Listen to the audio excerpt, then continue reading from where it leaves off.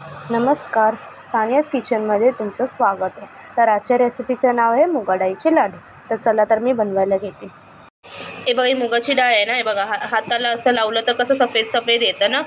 तर मी हा स्वच्छ जो कपडा आहे त्याच्याने पुसून काढणार आहे. ह्याला धुवायची काही गरज नाही आहे. हे बघा, कपड्याने असं पुसायचं आणि ह्याच्यामध्ये जे काही सफेद पावडर असते ते सगळी निघून गेली पाहिजे.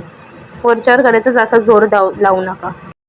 माझ्या हाताला आता पावडर काही लागलं नाही आहे. चला तर मी आता हे भाजायला घेते. हे बघा, मी डाळ चांगली भाजून घेते.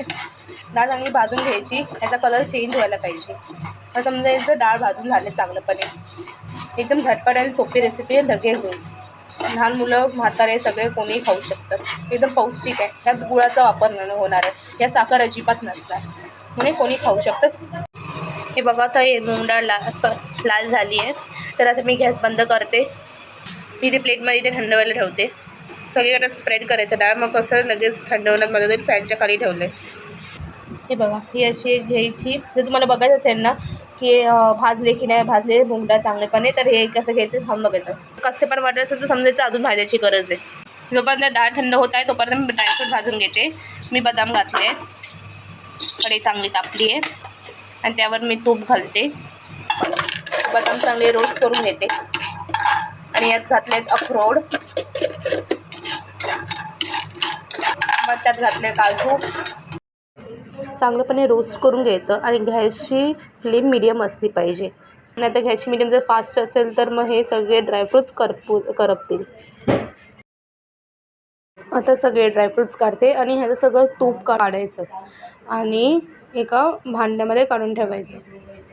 हे बघा, मुगाची डाळ थंड झाली. आता मी चांगलं मिक्सरमध्ये ग्राइंड करून घेते. ज्या कढईमध्ये मी ड्रायफ्रूट भाजले होते ना, आता त्याच कढईमध्ये मी हे जी मुगाची डाळ मिक्सरमध्ये ग्राइंड केली आहे त्याचा पावडर मी यात घालणार आहे कढईमध्ये आणि भाजून घेणार आहे चांगलं. आता हे तूप घालायचं, अजून थोडं तूप घालायचं आणि हे बघा अशी बारीक व्हायला पाहिजे. जर जाड वाटली तर परत एकदा वाटून घ्या. ही मुगा डाळीची पावडर मी या कढईमध्ये घालते आणि चांगलं त्याला भाजून घ्या. चांगल्यापणे भाजून घ्यायचं. गॅसची फ्लेम स्लो असली पाहिजे. अजून मी तूप घालते. अधूनमधून तूप घालायचं आहे, एकत्र एकसाथच जास्त तूप नाही घालायचं.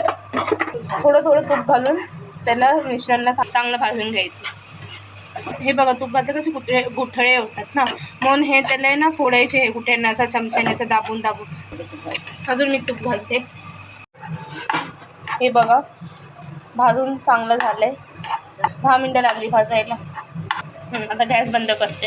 आता मी रोस्ट केलेले ड्रायफ्रूट्स मिक्सरमध्ये ग्राइंड करते आणि पूर्ण बारीक नाही करायचं, थोडंसंच करायचं. हे बघा, ड्रायफ्रूट्स मी बारीक केले, थोडे जाडसर आहे, ते राहू देच. लाडू खाताना दाताला लागू दे जरा.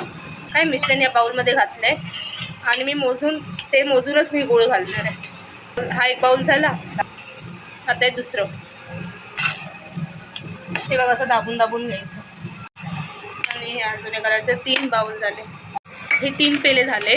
आता 3 पेले मिश्रण झाले ना, आता हे किती गुळ 1.5 पेला घ्यायचा. एक झाला.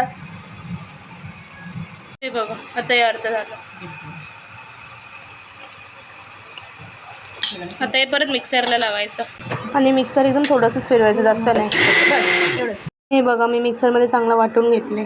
आता मी घालते 1 चमचा वेलची पावडर. चांगलं त्याला ठेवायचं. हे बघा, आता मी लाडू बनवायला घेते. हे बघा, लाडू व्यवस्थित वळत नाही आहेत, तर मग मी आता ह्यात तूप घालते. आता मी लाडू वळायला घेते. अशा प्रकारे मी सगळे लाडू वळून घेते.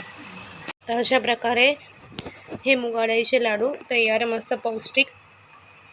तुम्ही हे नक्की बनवून बघा, तुम्हाला नक्की आवडेल आणि कमेंट करून सांगा कसं झालं आहे. लाईक शेअर सबस्क्राईब करा आणि इतरांनाही शेअर करा ही रेसिपी. चला भेटू पुढच्या रेसिपीला. बाय.